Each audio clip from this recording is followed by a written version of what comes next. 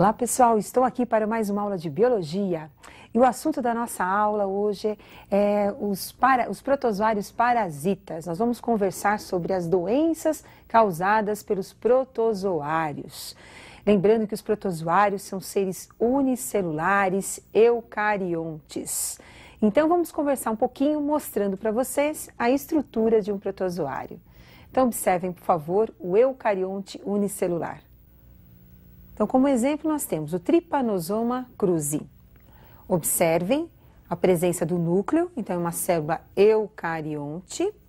Nós temos também a membrana ondulante do protozoário e o flagelo, a estrutura locomotora desse ser vivo. Como acabamos de ver, nós temos protozoário como o Trypanosoma cruzi, que apresenta um flagelo, uma estrutura de locomoção.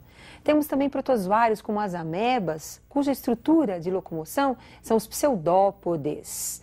Temos os protozoários que apresentam cílios como estrutura de locomoção. E temos os protozoários que são chamados de esporozoítas, que não apresentam uma estrutura propriamente dita de locomoção. Se locomovem através da corrente sanguínea de um indivíduo ou da corrente de líquidos de um indivíduo. Mas como é que esses animais tão simples podem ser tão importantes aí em termos de causarem várias doenças ao homem? São essas doenças que nós vamos conversar um pouquinho. Então, iniciando o estudo das doenças, vamos mostrar para vocês algumas das doenças causadas pelos protozoários. Então, observem, por favor. Leishmania é um protozoário, um parasita que causa a leishmaniose, conhecida também como úlcera de Bauru. Trypanosoma cruzi causa doença de Chagas, importante. Plasmodium SP, porque nós temos várias espécies aqui no Brasil de plasmodium. Plasmodium vivax, o malari, causam a patogenia malária. Temos o Trypanosoma cruzi, causando a doença de Chagas, e o Trypanosoma gambiensis, causando a doença do sono, também conhecida como torpor ou encefalite, onde o paciente entra em coma profunda no quadro dessa doença. E agora nós vamos conhecer um pouquinho mais sobre a doença de Chagas. A doença de Chagas é uma doença causada, como eu já falei, pelo Trypanosoma cruzi. Essa doença é transmitida por um inseto, um vetor, conhecido como barbeiro. O nome científico dele é Triatoma infestans. O barbeiro, ele é um hemíptero, tem meia asa, voa muito mal. E como é que ocorre esse ciclo, a transmissão e a evolução da doença? Então, observem agora o ciclo da doença de Chagas. Então, nós temos aí o barbeiro ou chupança.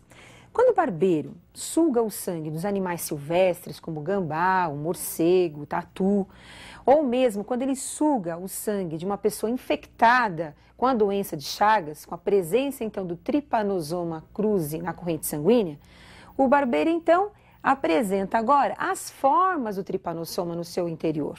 Com isso, essas formas do Trypanosoma são levadas para o intestino do barbeiro, onde começam a se reproduzir e vão produzindo outros Trypanosoma cruzi.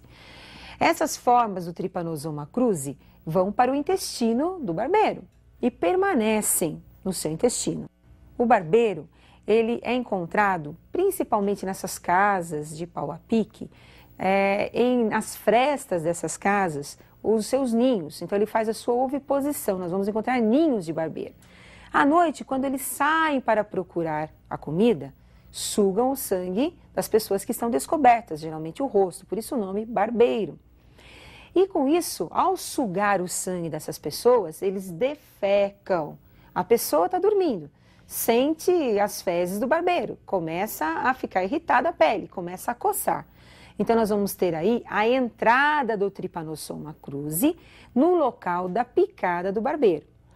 O Trypanosoma cruzi entra, cai na circulação sanguínea e vai para o miocárdio, onde nós vamos ter aí o ninho do Trypanosoma cruzi e começa a se reproduzir. Sai do miocárdio, do músculo cardíaco, cai nos capilares sanguíneos e é levado então para os outros órgãos. Quando o barbeiro ou o outro barbeiro sugar novamente o sangue desse indivíduo infectado, ele volta a ter o Trypanosoma cruzi no seu interior, completando então o ciclo biológico deste protozoário. Então, como nós vimos, a doença de Chagas ela é transmitida pelo inseto barbeiro e ela é causada pelo protozoário conhecido como Trypanosoma cruzi. Agora, como é que nós vamos evitar a doença de Chagas? Qual é a profilaxia da doença de Chagas? Então, nós evitamos a doença de Chagas controlando o vetor, o transmissor da doença. Então, nós temos que fazer um controle desse inseto. Também construindo casas de alvenaria, evitando que esses insetos façam das casas de pau a pique os seus ninhos de reprodução. Outro controle tem que ser feito com a transfusão de sangue. Pessoas que estão contaminadas com Trypanosoma cruzi não podem doar o seu sangue. Tem que ser feito um exame nesse sangue, evitando a transfusão de sangue contaminado. E vamos conhecer um pouquinho mais do barbeiro. Alguns detalhes importantes aí para vocês estudarem um pouquinho mais. Observe então a estrutura do barbeiro. Então olha só, o barbeiro, como eu já falei, ele é um hemíptero, ele tem uma meia asa, voa muito mal. Esse inseto suga o sangue, se alimenta do sangue de animais silvestres, dos animais domésticos e o nosso sangue também. Lembrando que ele defeca, então ele elimina as formas do tripanosoma através das suas fezes. O paciente com a doença de Chagas apresenta na fase crônica alguns sintomas como a cardiomegalia, o aumento do coração. Nós vamos encontrar também o aumento do fígado, alterações na circulação sanguínea, edemas, inchaços. E esse paciente, ele vai tendo uma redução das suas atividades lentamente. Então, hoje em dia, existem muitos tratamentos onde você vai controlando a doença. Mas o chagásico, ele vai diminuindo as suas atividades físicas em decorrência de um aumento do número de Trypanosoma cruzi no seu sistema circulatório, no seu sistema nervoso também. Agora, uma outra doença muito importante, uma doença também muito grave, é a malária. E nós vamos conversar um pouquinho sobre os sintomas dessa doença e o seu ciclo biológico. Então, lembrando que a malária, ela é causada também por um protozoário, e conhecido como plasmódio. Então, o gênero do protozoário que causa a malária é o plasmódio. Então, vamos conhecer um pouquinho mais sobre o ciclo da malária. Então, a malária, ela é transmitida por um mosquito. Como vocês estão observando, nós temos aí agora o sangue de uma pessoa com as formas do protozoário, do plasmódio na corrente sanguínea. Então, o mosquito, o Anopheles, também conhecido como mosquito prego, ele suga o sangue de uma pessoa infectada. O sangue com as formas agora do protozoário cai no aparelho digestório do mosquito e vão agora formar os gametas masculino e feminino. Então, nós vamos ter agora a formação dos gametas masculino e feminino do protozoário. Reprodução, então, sexuada acontecendo no mosquito. Com a fecundação, a formação do zigoto. O zigoto agora vai se instalar no intestino do mosquito e começa a se reproduzir, formando agora as formas conhecidas como esporozoitos, como vocês estão observando. Os esporozoitos arrebentam as células do intestino, caem na circulação e vão para a saliva do mosquito. Então, pessoal, no mosquito nós temos o ciclo da reprodução sexuada do plasmódio. Não esqueçam, porque isso é importante. Então, nós falamos que o mosquito ele é considerado como um hospedeiro definitivo da malária, porque ocorre a reprodução sexuada. Agora, vamos continuar no nosso esqueminha? Quando o mosquito pica uma pessoa que não tem a doença, para sugar o sangue, ele inocula uma substância anticoagulante presente na saliva do mosquito. Essa substância presente na saliva, que é inoculada no paciente, ela está levando as formas esporozoitos ou esporozoitas para o interior do sangue da pessoa que não estava infectada, da pessoa que foi picada pelo Anopheles. Essas formas agora vão direto para os hepatócitos. Através do sangue são levadas para as células do fígado, para os hepatócitos. E lá se reproduzem de forma assexuada, formando aí os merozoítas, as formas merozoítas. Essas formas merozoítas saem agora dos hepatócitos, vão para as hemácias, que são as células sanguíneas, e também se reproduzem assexuadamente, formando novas merozoítas, que vão arrebentando as hemácias, invadindo novas hemácias. No interior das hemácias, nós vamos ter agora a formação de formas que serão posteriormente os gametas feminino e masculino.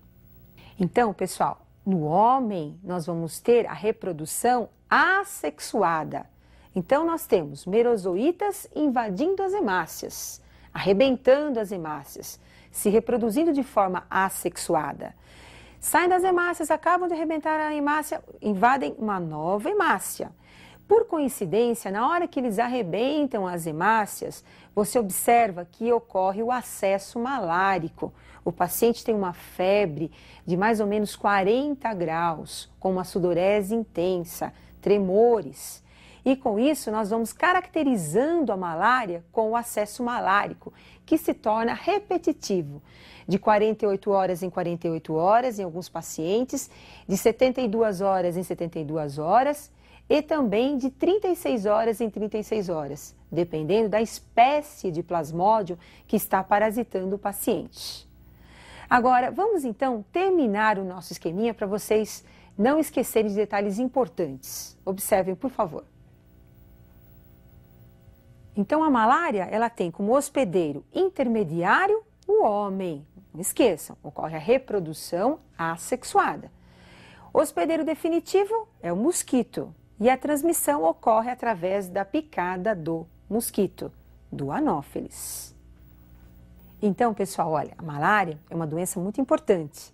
O sintoma principal é o acesso malárico. Lembrando que depende do tipo, da espécie de plasmódio que está parasitando o paciente, é que nós vamos ter aqueles intervalos, da febre, o acesso malárico. Muito bem, e eu gostaria que vocês aprofundassem um pouquinho mais sobre as doenças, as parasitoses causadas por esses protozoários. A leishmaniose também é uma parasitose importante. E eu aguardo vocês para a nossa próxima aula de biologia. Até mais, pessoal!